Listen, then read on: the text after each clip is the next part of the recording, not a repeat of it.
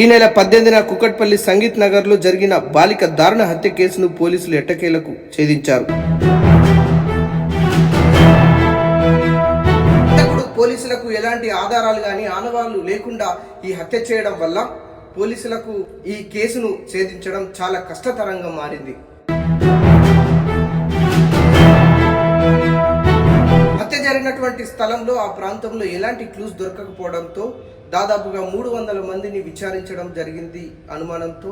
మరియు ఆ Kukatpally Balanagar police station పరిధిలో ఉన్నటువంటి 100 సీసీ ఫుటేజ్లను కూడా పరిశీలించారు పోలీసులు.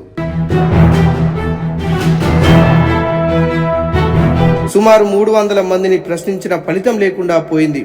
హత్య అనంతరం ఒక బాలుడి కదలికలు అనుమానాస్పదంగా ఉన్నాయని సమాచారం అందడంతో పోలీసులు విచారించడం వల్ల బండారం బయటపడింది. హతురాలు సహస్ర తమ్ముడి దగ్గర ఖరీదైన క్రికెట్ బ్యాటు ఉంది. అదే ప్రాంతంలో పిల్లలతో కలిసి ఆడుకునేవాడు. పక్కింట్లో ఉండే ఈ అబ్బాయికి ఆ బ్యాట్ను సొంతం చేసుకోవాలని ఆలోచన వచ్చింది. పక్కనే కాబట్టి ఆ కుటుంబ సభ్యులు ఏ సమయంలో బయటకు వెళ్తారు పూర్తి సమాచారాన్ని తెలుసుకున్నాడు. ఆ ఇంట్లో ఎవ్వరు లేని సమయం చూసి ఆ బ్యాట్ను కొట్టేయాలని పథకం వేశాడు.